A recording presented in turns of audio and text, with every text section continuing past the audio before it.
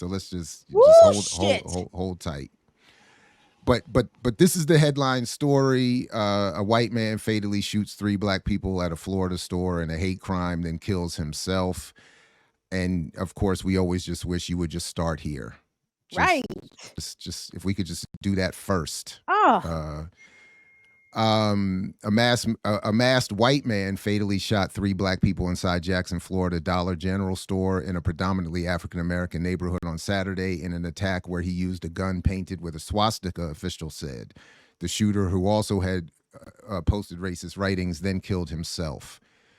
Jacksonville Sheriff T.K. Waters told a news conference that the attack that left 2 men and 1 woman dead was definitely racially motivated. He hated black people, Waters said after reviewing the man's writings, which were sent to federal law enforcement officials and at least one media outlet shortly before the attack. He added that the gunman acted alone and there is absolutely no evidence the shooter is part of any larger group. oh, except white supremacists and the descendants of Klans people and How are the, you the going to say that? violent white terrorists, of which he is probably the last in a long line of. How are you going to make that statement 2 days or a day after the where's an investigation that confirms a day after the shooting you're making a statement to the person that there's absolutely no evidence to connect this person? What type of investigation could have been done in a day and a half to confirm that? And at the very least, as I think as Kim is alluding to, this person was online. I'm sure they were part of some online white supremacist communities where they probably even talked about what they wanted to do together, what they were going to do together, where they're going to do it. So for them to continually try to downplay this in terms of like, oh, it's just this lone wolf scenario, the propaganda and or the belief system is widespread, which is why this happens in the first place. And there are definitely people connecting and talking and having conversations about what they like to do to our population. So it's really dismissive of any so-called law enforcement person to claim that they've done some investigation that can conclude that there is no evidence to suggest this person either acted with or talked to or was in allegiance with or conspired with. That is just some crazy BS. A day and a half or the next day after the shooting, I think when that article came out. I mean, but the attempt, to me, as I read it, it's also, in addition to what you both said, it's an attempt to insulate, or just maybe said differently, an attempt to insulate from a criticism of society. Because why does he have to be a member of an official organization? He's a member of this society. I think there's a direct line from what I saw in that Golda film to this behavior.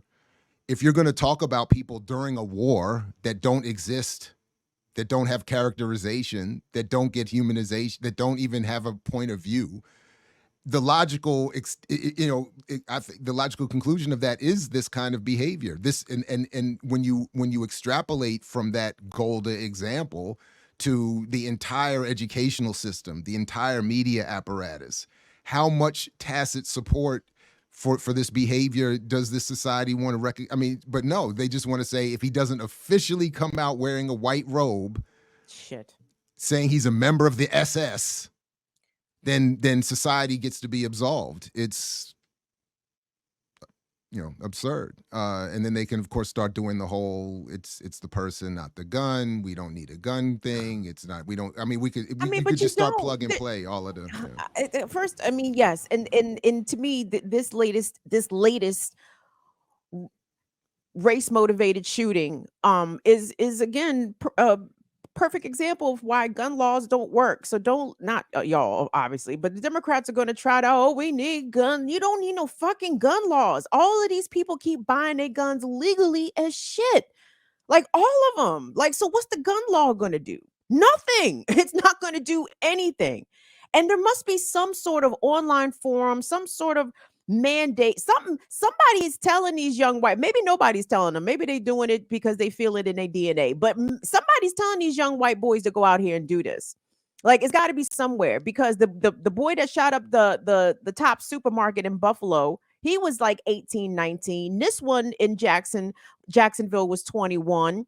The little softer scrotum skin little bastard who shot up Mother Emanuel church in South Carolina. He was like 18, 19. Like, what is going on? Where are the fathers? What is happening in white society that your youngest, those that are promised the most, guaranteed the most in this society, feel the need to go out and cause this kind of random, specific, targeted racist violence? And again, it doesn't this is what they fathers did, grandfathers, great grandfathers. I understand that, but god damn, like, as Black people, how do you defend yourself from this?